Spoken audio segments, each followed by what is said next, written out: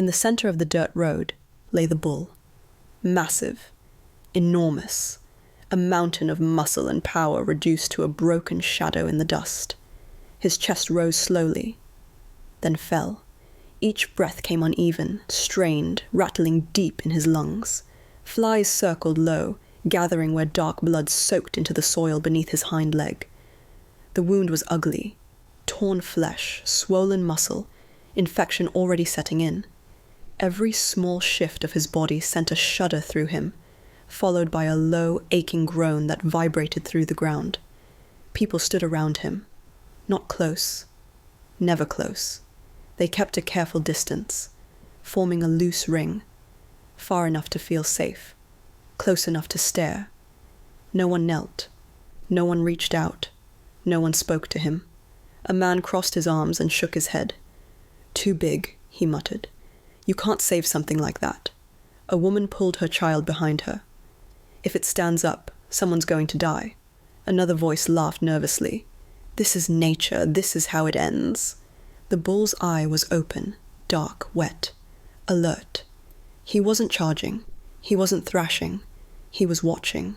Watching boots shift. Watching faces turn away.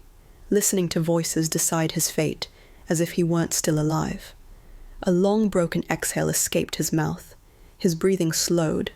For a moment, it looked like he might not take another breath at all. A pickup truck rolled to a stop nearby, breaking the silence. 2 men climbed out, gravel crunching beneath their boots. One whistled low. "That thing's finished," he said. "Why are people still standing around?" The other squinted at the wound. "Probably rabid. Look at it, just suffering now." "Call animal control," someone shouted. "They won't come for this," another voice replied. "Too dangerous." Phones came out. Cameras turned on. Lenses zoomed in. People weren't helping anymore. They were recording. No one noticed the way the bull's ear flicked at every sound. No one noticed the way his eye tracked movement, still aware, still present. A young man stepped forward, then froze. "What if it charges?" he said. "I'm not dying for a cow." A ripple of agreement moved through the crowd. "It's just an animal," someone scoffed. Just an animal. The bull released another low sound. Not loud, not angry. It sounded tired. An older man approached with a stick, poking the dirt near the bull's head. The bull flinched, then suddenly kicked out, missing the man by inches. The crowd screamed and jumped back. "See? I told you." "Back up." The stick fell from the man's hand as he retreated, shaken. "That's it," someone yelled. "Shoot it." The word echoed. Shoot it. The bull's breathing sped up. His muscles tensed as he tried to stand, pain exploding through his injured leg. Dust puffed beneath his weight as he collapsed again. Harder this time. A child started crying. Arguments erupted. "We can't let it suffer. You can't just kill it. Who's responsible if it attacks? Why is no one doing anything?" Time stretched thin. Blood seeped deeper into the ground. The bull blinked slowly. Once. Twice. Strength was draining from him. And then a woman stepped out of the crowd. She didn't run. She didn't shout. She walked calmly, boots worn, jacket dusty, her presence quiet but steady. Her hair was tied back tight, her expression focused, not afraid, not dramatic. She knelt several feet away. "Hey, what are you doing?" someone yelled. "Get back." "Are you insane?" She ignored them. Her eyes were only on the bull. "I see you," she said softly. "Easy, easy." The bull's ear twitched. She reached into her jacket. The crowd gasped. But she didn't pull out a weapon. She pulled out a small pouch and sprinkled its contents onto the dirt. The scent drifted, earthy, sharp, calming. The bull's breathing slowed. Just a little. "What does she think she's doing?" Someone laughed. "Talking to it?" She stayed still. Then sirens sounded in the distance. Animal control vehicles pulled in. Officers stepped out, followed by a wildlife veterinarian. "Who's in charge here?" an officer asked. Before anyone could answer, the woman stood and clipped a badge to her jacket. "Call sign Raven," she said calmly. "Large animal emergency responder." The officer froze. The vet's eyes widened. "I've heard about you," the vet whispered. The crowd fell silent. "Sedation," she said. "Now. His leg can be saved." The dart flew. The bull groaned, tensed, then slowly relaxed. The woman never left his side. Her hand rested against his shoulder, her voice low and steady. "You're okay. Stay with me." The vet worked fast, cleaning, stabilizing, stopping the bleeding. At one point, the bull's breathing faltered. The woman leaned closer. "Stay," she whispered. "Please." The bull inhaled again. Strong, deep. When they finally lifted him onto the stretcher, no one spoke.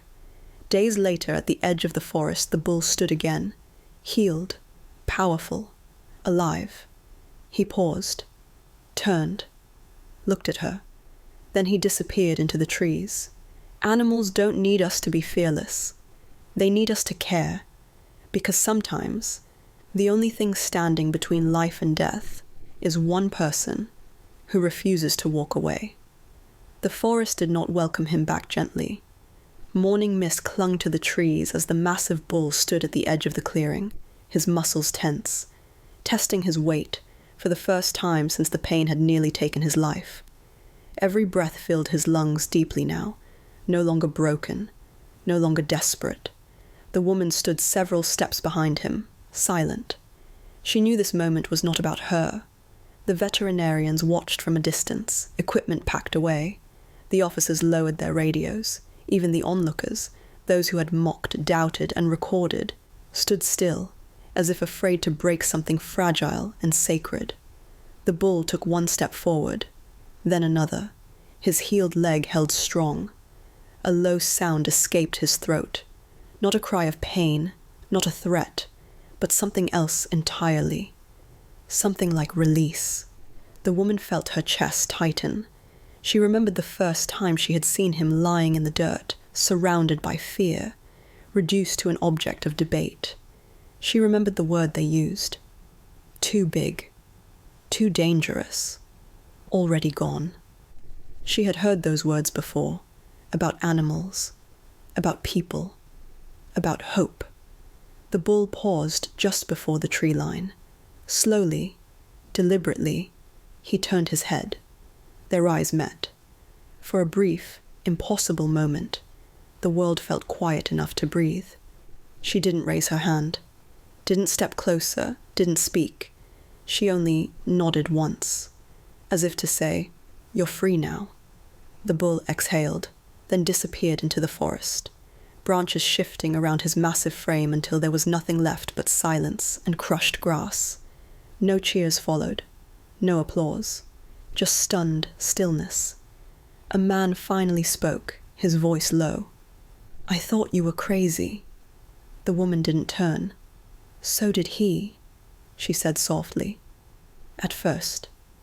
Someone else swallowed hard. "We were ready to end his life." She faced them then, her eyes steady, not angry, but heavy with truth. "And he was ready to live," she replied. The crowd began to break apart, slower than before. Phones were lowered. Conversation softened. Some people avoided her gaze. Others watched her with something new, respect, mixed with shame. An officer approached. "You saved him," he said. She shook her head. "He saved himself. I just stayed." As she walked back toward her truck, the forest came alive again. Birds resumed their calls. Wind moved through the leaves. Life continued, unnoticed by those who rarely stopped to listen. Before getting in, she paused and looked back once more at the trees. Somewhere out there, a bull walked on 4 strong legs, alive because one person refused to look away. Animals don't beg the way humans do. They don't scream for help in words we recognize. They suffer quietly, and most of the time, the world lets them. But every once in a while, someone chooses compassion over comfort. courage over convenience. And that choice changes everything, because the true measure of humanity is not how we treat the powerful, but how we respond when something helpless is left to die.